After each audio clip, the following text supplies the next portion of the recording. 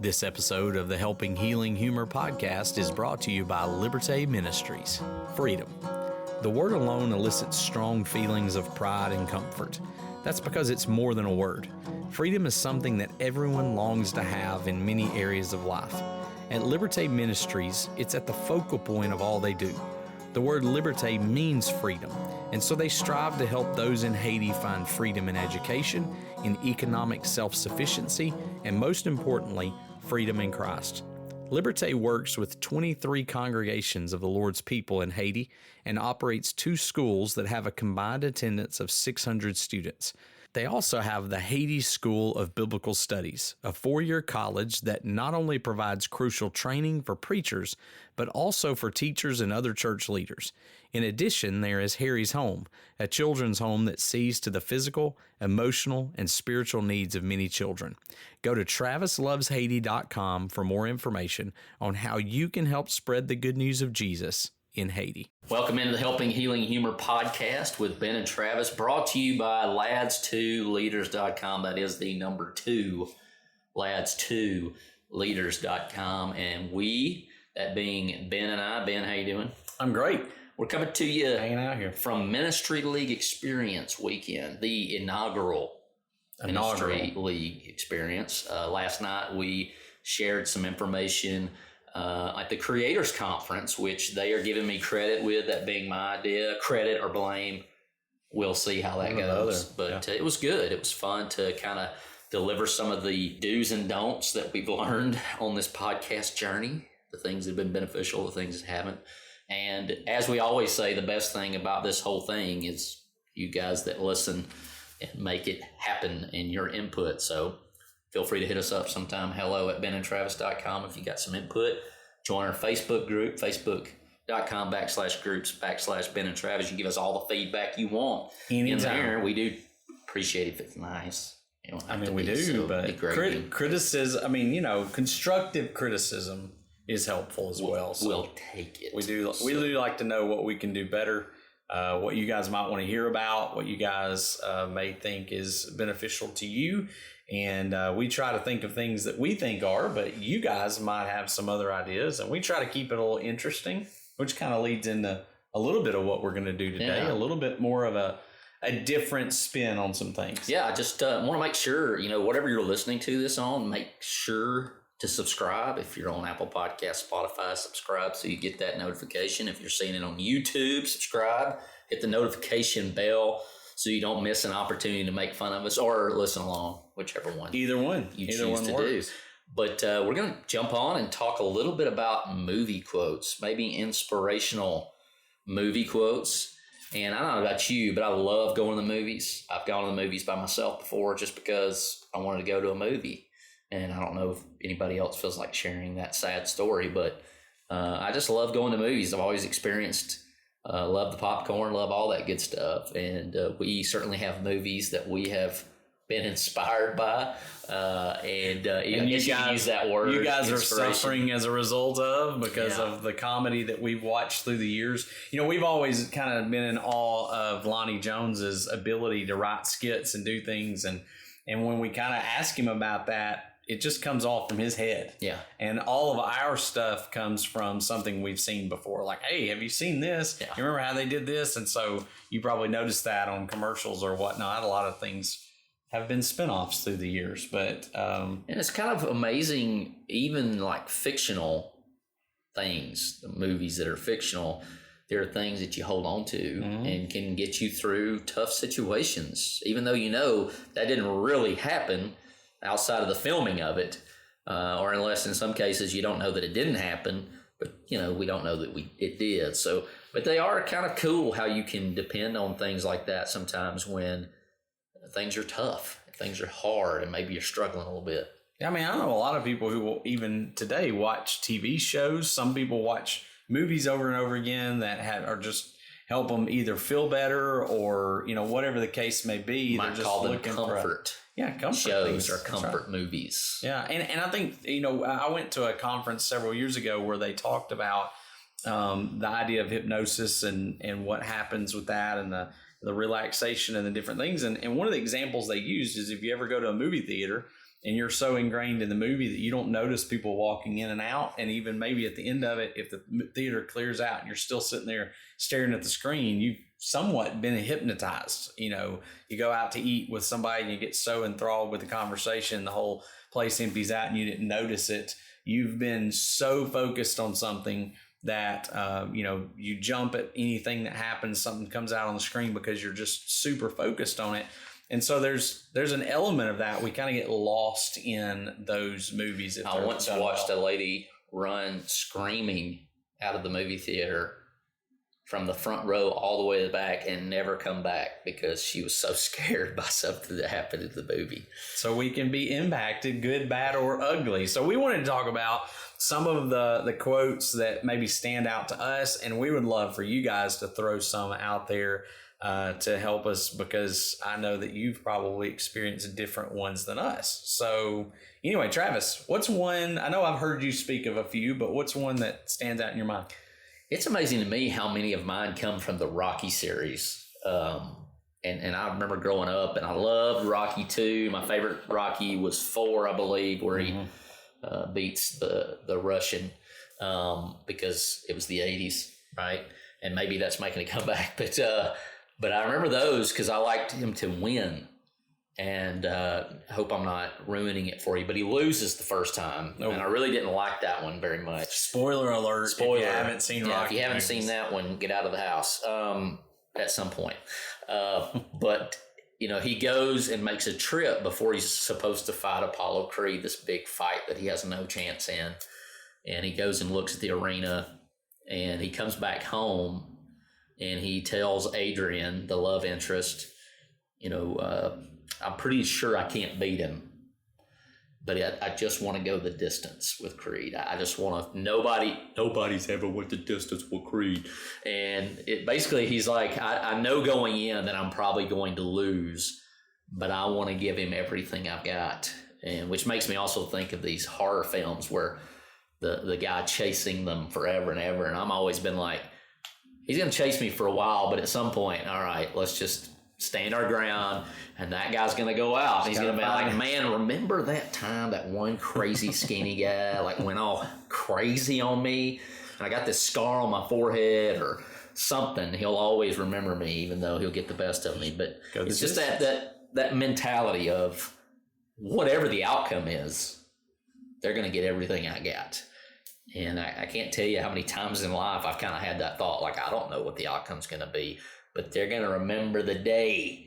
The day they fought me or whatever. I heard Lonnie reference this, and I don't remember the whole quote. I just know it was something about fighting. It won't be for lack of trying. We're gonna put it all in there, and I think that was maybe a quote from somewhere, but it won't be for lack of trying. And it kind of goes back to yours, sort of ties into mine, a movie that the two of us watched many, many times. And, we're obviously not advocating everything in every one of the movies that we're talking about. But the movie Braveheart was one of our favorites growing up. I remember us talking about it a ton. It was just kind of that time period. There's 2 movie posters three movie posters I own. I have The Passion of the Christ, Tombstone, and Braveheart. So Mel Gibson gets 2 out of 3 of those, right? There you go. And Tombstone's got some great quotes, but I don't know how many are inspirational, just great quotes. But there's that line that everybody quotes from, and we know the end part of it where he says, "You can take our lives, but you'll never take our freedom," and which is a great quote. But there is more to that quote, and I don't have it memorized, but and I'm not going to say it in Scottish accent. But he says, you fight and you may die, run and you'll live at least for a while, and die in your beds many years from now. Would you be willing to trade all the days from this day to that for one chance, just one chance to come back here and tell your enemies that they may take our lives, but they'll never take our freedom? And again, William Wallace was a real person. We don't really know a whole lot about him. Probably wasn't quite the exact character of Mel Gibson in the movie, but just that quote has always been a great kind of inspiration when I think about that. Is I guess the part more or less about from this day to that, what am I, if I look back on this moment, will I go, hey, I've squandered some things, or I've not really, if I would have just taken advantage of that moment. And I don't believe in looking back and going, I messed up that moment, and regretting it. But in the moment thinking, all right, what is my future self going to really want me to do in this situation? What's it going to mean down the road? And so I thought that's a pretty cool quote that similar to that. I want to go back to Balboa here, but Rocky Balboa, he's having a conversation with his son. His son's mad at him because he's messing up his life because his larger than life dad. And he has that quote in there. The whole thing is great, but that quote of, it doesn't matter really how hard you hit. It's how hard you can get hit and get back up and keep going. And, man, that's life. That's mental health. Just everything encompassed there that, when I was younger, it was about how strong I could get to give the blow. And now that goes back to one of my favorite Jesus quotes, Mark 13:13, those who endure to the end will be saved. Mm-hmm. And it's an endurance race. How long can you go? And because Jesus is the author and finisher, we focus on him.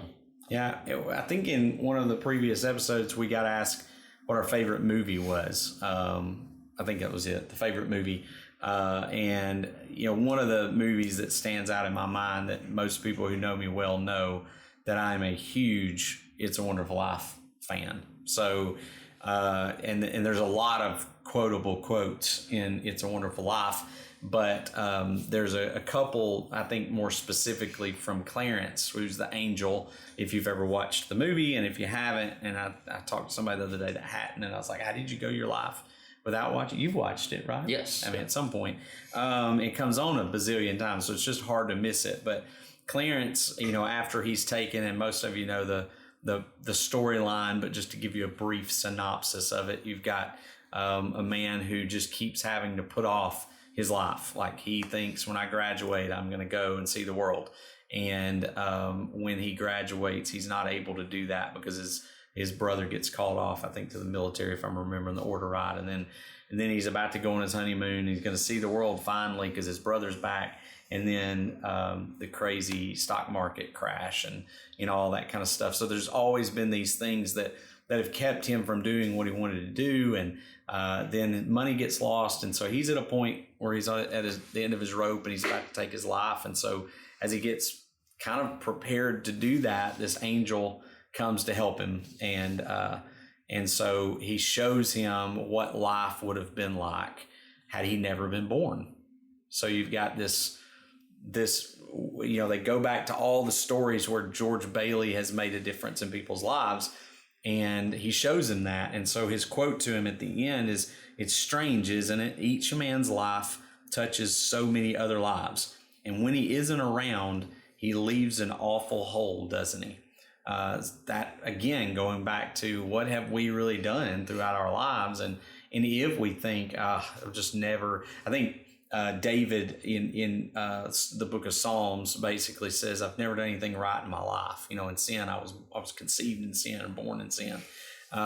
Basically David lamenting, I've never done anything right. Well, when we think that, most of the time, if we really start looking at our lives, there's a bunch of things that we have made an impact on somebody. It may have been a brother or a sister. It may have been even on our parents. It may have been on, our next door neighbors or whatever else. And a lot of times we don't think about, hey, if I wasn't around, that wouldn't have happened. This wouldn't have happened. That wouldn't have happened. And so, each person makes quite the impact on the people around them. And so do you. The thing, and to us is, you look around and look at what good have I done? But the positive of that is if you look around, you don't really know and don't have a lot of evidence to that. Why not now? Yeah, starting now. You've got air in your lungs, and you have the ability to turn things around as long as there's life in your lungs. But more than likely, you've done a lot of good, even if it's hard to see. But I go back to that. There's an opportunity right now to from make that this impact day till that day, whatever that Absolutely. day is down the road. What are you going to be able to do? So absolutely. On the Helping Healing Humor podcast, we talk about anxiety and stress and its impact on our everyday lives. We know that finances, including planning for retirement, is one of the leading causes of stress. It can be confusing and overwhelming. There are differing opinions on the best approach. It can be hard to know who to trust. For our retirement planning, Whitney and I trust Greg Howell of Howell Wealth Management at Northwestern Mutual. Greg is professional, knowledgeable, and accessible. He looks at the whole picture and thinks outside the box to create ways to help you reach your financial goals. Retirement planning can be especially challenging for ministers who do not have the benefit of a 401k, but Greg's expertise and creativity can get you on the right path and give you confidence for the future. Text him to schedule your free 15-minute consultation today at 931-638-1576. Be sure to tell him Ben and Travis sent you. Remember, that's Greg Howell of Howell Wealth Management at Northwestern Mutual, 931-638-1576. So the last of the leader's question today is what unintentional character do you associate or find entertaining that maybe that was not the intention? And mine, I think this is true of, mine is, and I tend to think that this may be one of the greatest television characters of all time, is Ron Swanson of Parks and Recreation. I'm fairly certain Ron Swanson was created to make fun of certain political group. Mm-hmm. And he became this amazing, and actually has been adopted by that political group as kind of a symbol of, that's exactly the way we feel. We are, And man, I just love that character, and I actually have a bobblehead of him on my desk at school, although I don't line up with everything he thought, but I'm getting closer to that the older I get, that, hey, there was on to something. But I totally think he was basically a caricature of a certain political group, and I'm not going to say it backfired because they obviously made a lot of money off the character. But the person who plays him is like the opposite of actually who that guy is. But anyways, that would be mine. And I wish I'm trying to think of I know that there's some out there. Mm-hmm. I'm having a hard time thinking of who those would be. Another one that I've heard you talk about that I think falls in the category is Val Kilmer's Doc Holliday. Oh, absolutely. I don't know that he was in a movie supposed to be the main guy, and obviously there are other people like Wyatt Earp is probably still the main guy, but who's the guy most people quote from that movie? It would be Val Kilmer. Yeah, so he's definitely an example of one. So. Whatever your comment, whatever you've got, whether it's a quote or a person who fills that role, we'd love for you to put that in the comments if you're watching on Facebook or YouTube, and let us know what you guys think. Well, I think at least one of the characters that, and maybe both of these, that not necessarily that I identify with, but that stand out as examples of that, I think would be on Family Matters. When Urkel. I don't think Urkel was intended to be a long-term, character necessarily. He kind of was like, he came on the set and he did hit that part, and everybody's like, love it. And he ended up becoming that. And even, you may even go so far as to say they have a hard time getting away from that character. They come to dominate. Carlton is another one off of Fresh Prince of Bel-Air. Maybe he was always intended to be as big of a character as he was. I think originally Wolverine was. I was going to say Wolverine's probably my favorite. Hulk.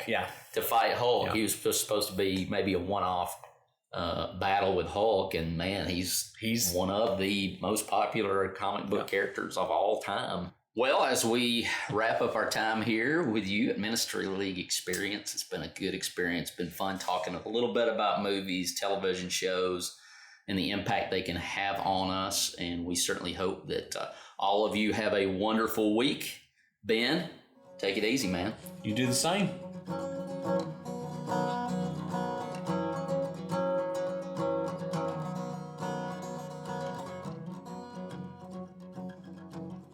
Thanks for being with us for this episode of the Helping Healing Humor podcast. Be sure to download our free ebook, 28 Days of Focused Living, at benandtravis.com and receive all of our Helping Healing and Humor extra content directly in your inbox. We look forward to having you join us at the same Ben and Travis time, same Ben and Travis channel.